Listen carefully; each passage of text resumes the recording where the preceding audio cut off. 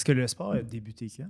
C'est le Roundnet en tant que tel? Le produit que tout le monde connaît, jaune Ouais. et noir, Spikeball, a été créé en 1989. Oh, wow, OK. Ouais, ça fait longtemps. Ça a OK. été commercialisé pendant 2-3 ans. God. Ça s'est pas vendu. Dans le temps, il n'y avait pas de réseaux sociaux. L'histoire de La Spikeball... popularité et tout ça, ça a pas pogné. Exact. Ça n'a pas OK. pogné. Ça a été mis sur les tablettes, puis c'est comme mort Ça a dans été mis de l'œuf. côté. Ça a été mis de OK, c'est côté. ça. Puis il y a quelqu'un, un gars de Chicago, qui en 2007 a regardé qu'est-ce qui se faisait. C'était un sport qu'il avait joué, une activité qu'il avait quand il était jeune. Oh, Puis il a regardé qu'est-ce qui se faisait, puis il n'y avait rien qui se faisait, il n'y avait rien de protégé. il voulait Fait qu'il ramener a ça. repris l'idée, puis il a recommercialisé ça aux États-unis en 2008. 2008, Fait que là- quand même, c'est tôt. Ouais. Fait que là, de 2008 à 2014, il était le seul employé de Spikeball. Puis moi, j'ai vu ça en 2013, puis j'ai acheté mon premier kit en 2014. Fait que c'était vraiment les My God, ok. premiers... Au début de la popularisation du sport, dans le fond. Là. Oui. Quand les compétitions commençaient, quand les réseaux sociaux sont arrivés, Exact. le mot s'est spread un peu dans Ouais. qu'il y a une communauté qui s'est créée. Là. Exact. OK. Fait que là, c'est ça, 2013. 2013, moi, je suis à mi-parcours. Optométrie, c'est Ouais. 5 ans. Mhm. Fait que là, j'ai un congrès l'été. On est à San Diego. On s'en va à la plage dernière journée. J'approche le groupe qui joue. Ça m'a attiré parce que ça ressemblait C'est dans la spécial, c'est dynamique la un peu première au fois que tu vois tennis. ça. Il y avait un ballon. J'avais le goût de savoir comment ça se jouait. Ils m'ont montré. J'ai noté dans mon cell Spikeball. Il faut que je regarde ça rendu à la maison. Ah Quand ouais. je suis revenu à Côte-des-Neiges, j'étais avec un ami un an plus tard, en avril 2014. OK. On attendait le printemps, on attendait le beau temps. Puis j'ai vu le mot que je m'étais noté, Spikeball, dans mon téléphone. J'ai écrit ça sur YouTube. On a regardé les premières vidéos dans le temps. C'était Ouais. des rallyes de fous Ah, c'est sur le fou, sable raide, en hein? Californie. Ah ouais. C'est vraiment là que ça avait commencé dans les premières années, 2-3 premières années. Puis on en a acheté un chaque. Puis on a commencé à jouer à Côte-des-Neiges. Puis à ce moment-là, c'est où que tu en achetais? Parce qu'il n'y en avait pas, mettons, dans les Sport Experts, puis ce genre de magasin-là. La me seule semble. place où on pouvait s'en procurer un, c'était sur spikeball.com. OK. Puis on a acheté des Spikeball réguliers. Vraiment entrée de gamme. Ouais. Dans le temps, il n'y avait rien d'autre. Puis ça coûtait des douanes. Je pense que ça m'a coûté 40$ pour mon jeu. Wow! Pour J'avais- un jeu qui coûtait 70-80. quoi. Exact. Dans le temps, Exact, dans le c'est temps ça. c'était peut-être 80 avec tous les frais. Puis Ok. j'avais un 40$ La moitié du prix du kit. Exact. Ouais, Ouais. de plus. en transport dédouanement. Fait que j'avais payé peut-être 120$ pour mon premier kit. Mon ami en avait pris un aussi. Puis on commençait à jouer. Tout le monde qui nous voyait jouer voulait essayer. Puis tout le monde qui essayait aimait ça. Fait qu'on s'est dit, c'est tellement accessible. Il y a quelque chose à faire. Il y a avec de ça. quoi, il y a de quoi là. Ouais. OK. Ok. Ouais, vrai. Puis là, tu parlais peut-être de jouer au tennis. Ouais. Dans ces années-là, tu jouais intensément au tennis? Non, ou- début. Dans le fond, je joue au tennis secondaire, un peu au cégep, mais quand j'ai commencé à me concentrer plus sur mes études au cégep puis à l'université, T'as arrêté le tennis. je jouais plus du tout au tennis. Ok. OK. Je faisais comme vraiment moins de sport pendant une couple d'années à me concentrer sur mes études. Ouais. Puis j'ai recommencé à faire plus de sport quand j'ai commencé à. Quand tu as J'ai redécouvert. découvert Spikeball. Je me Ok. suis mis à jouer. Je devais jouer à tous les jours pendant peut-être. Oh! C'était quoi déjà que je m'étais dit? Je pense que j'ai joué à toutes les semaines au moins pendant comme 5 ans. Oh! Je passais pas une semaine Ok. sans jouer. OK. Puis il y a des jours, des semaines pendant que j'étais étudiant. C'était tellement nouveau, il y avait tellement de monde qui voulait essayer Ouais. T'avais que tout je le temps jouais des joueurs. à tous les jours. Mais puis il y a un aspect aussi vraiment de ce sport-là, là, un aspect de communauté. Là.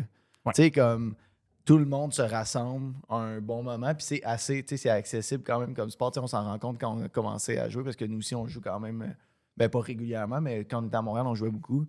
Puis tu sais, 2-3 games, pas mal tout le monde est capable de retourner la balle, faire des passes, avoir des échanges.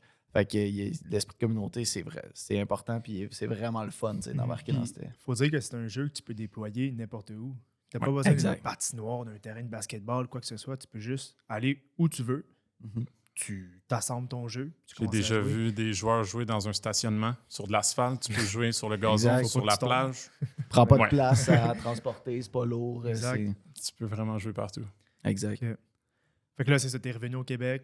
T'as commandé un an plus tard un jeu.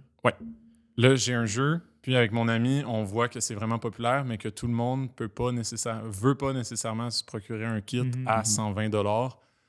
le jeu est un peu mou, tu sais, ça reste un jeu dans ce temps-là, c'est même pas un sport, on considère ça plus comme un jeu, fait qu'un jeu à 120 $. C'est juste du plastique. Exact. Une petite balle. Exactement, fait que c'est pas attirant, la plupart du monde ne veulent pas payer ça ou aimeraient ça l'acheter, mais peut-être à 80 $ sans les frais. Ouais. Mhm. Fait que là, on cherche sur Google, qu'est-ce qui se passe? Y a-tu des ambassadeurs? Y a-tu des compétitions? Puis on voit qu'il y a une compétition qui a lieu à Coney Island, à New York, sur la plage.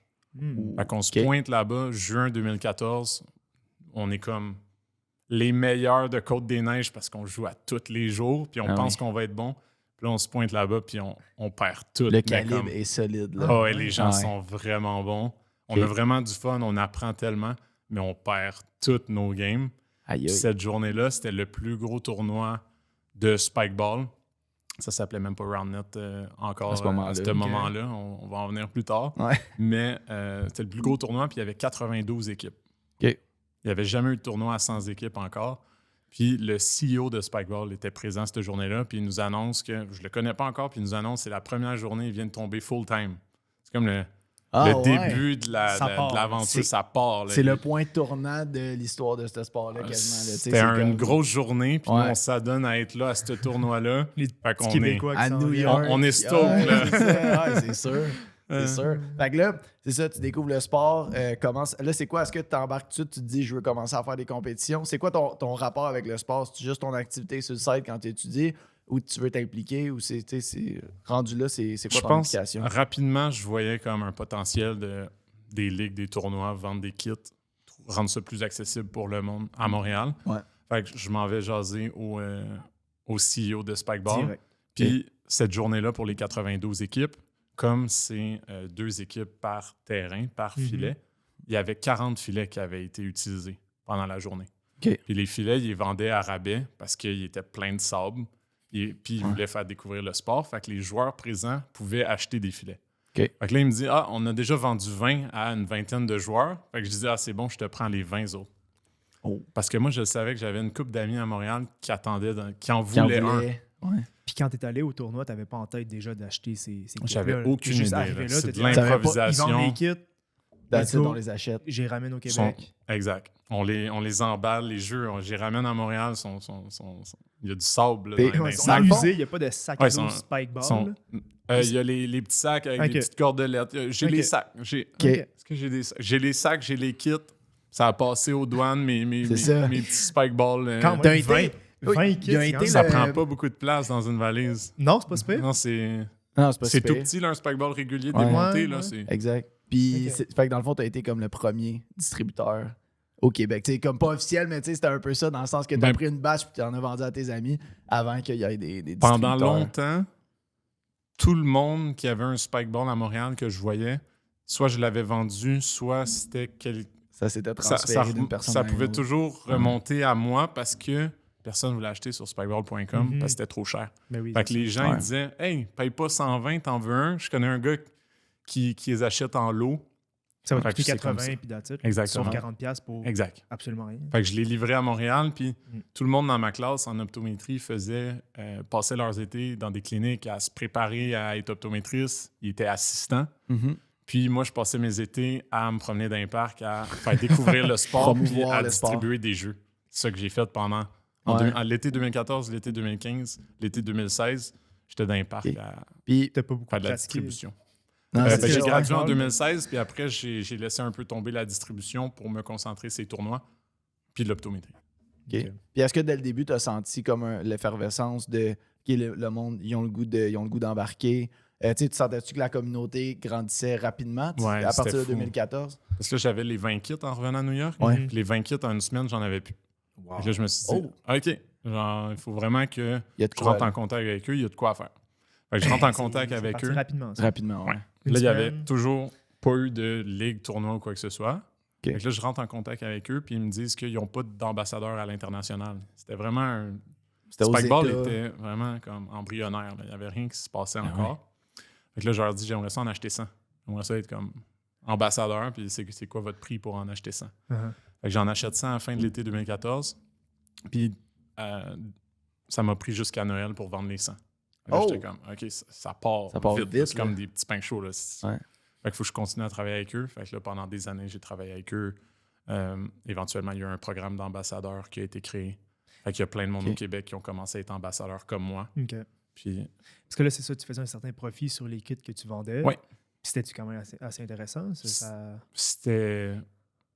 Ça te Ben, permettait-tu de ne pas travailler, mettons, pendant l'été? Ou Oui, juste exactement. un petit revenu ça supplémentaire? remplaçait ce que j'aurais pu faire à travailler dans des Oh, quand cliniques même. d'optométrie Ah ouais, comme ok. assistant. Ah ouais, je C'est pouvais faire. intéressant. là. Puis mettons pour le fun, c'est quoi? Les kits, toi, tu les achetais. Ben là, je sais pas si tu veux rentrer en détail, là, pas obligé, là, mais. On peut. Je vais essayer de m'en rappeler parce que ça va faire 10 ans. Là, Ouais, c'est ça fait un bout. Mais mettons, juste pour donner une idée, tu sais, toi, Ouais. t'achetais des kits combien, puis t'es revendais combien à peu près?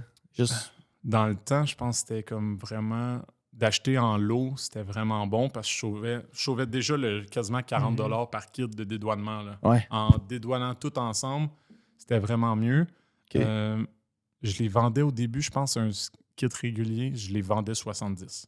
Mon premier prix. OK, au c'est Ok. pas cher. quand J'ai même. vendu- vendu cher. mes 20 jeux use, là, sablonneux, je les ai vendus entre 60 et 70. Ah, ouais, ok. Ouais, puis je les avais payés 40, je pense. OK. Ah, tu profites. Fait que petit profit. Puis après ça, je pense que je payais entre 40 et 50. OK.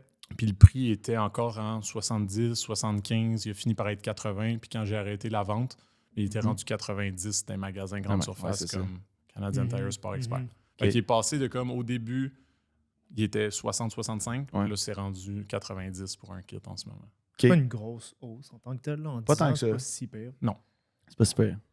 C'est pas super. Mm. OK, fait que là, c'est ça. Fait que là, tu passes un été à promouvoir Je vends des kits à le Montréal. brand, promouvoir le sport, vendre Parc des kits à Jarry. Montréal. Par Jeanne-Mance, il y avait tellement de touristes. J'avais des boîtes de jeux, puis les gens me les achetaient sur le fly. Là. Tu faisais un genre de petit kiosque ou whatever. Même, t'avais ton on n'avait kit, aucune bannière, rien. Ah, on avait des ouais. chandails Spikeball Montréal, puis Une on avait pile des de boîtes de kits. jeux. Ouais. Les gens disaient, c'est quoi ça? C'est où qu'on s'en On en procure veut. un? C'est On ici. disait, on en a. C'est ça. C'est On ici. en a, c'est temps. Puis le monde partait avec leur petit sac. Puis OK. Puis, fait que t'organisais comme des rencontres dans des parcs, des affaires de même Ouais, pour. on se promenait. Côte-des-Neiges, Jeanne-Mance, Jarry. OK. On était pas mal proche de l'Université de Montréal. Mhm. Ouais, ça a pogné beaucoup à Montréal, dans les parcs proches des universités. Ouais. Tout ça, là. 2014-2015, ça? Ça, c'était l'été 2015, c'était le premier été qu'on se promenait dans les parcs puis qu'on avait Ok. des boîtes de jeux. Ok. Puis 2014, quand j'en ai acheté 100 la première fois, je voulais faire une compétition parce que j'ai toujours vu le côté compétitif, le côté sportif de cette activité-là. Je voyais le potentiel depuis le début. Mhm. Fait que j'ai organisé une compétition au Sepsum en novembre 2014. OK. OK. Il faisait en dessous de 0. Puis il y avait eu 48 équipes qui s'étaient pointées. Attends, Ah! la compétition était à l'extérieur. On était sur le terrain synthétique De football. football. de football, des carabins. Puis il y avait eu 48 équipes qui étaient venues. Puis le Aïe, sport, ça faisait aïe. 3 mois que les gens avaient été exposés à Montréal. Ah, ça. Puis tout le monde, c'était tellement accessible puis attrayant, le petit jeu avec la balle jaune, Ouais. que j'avais eu quasiment 100 joueurs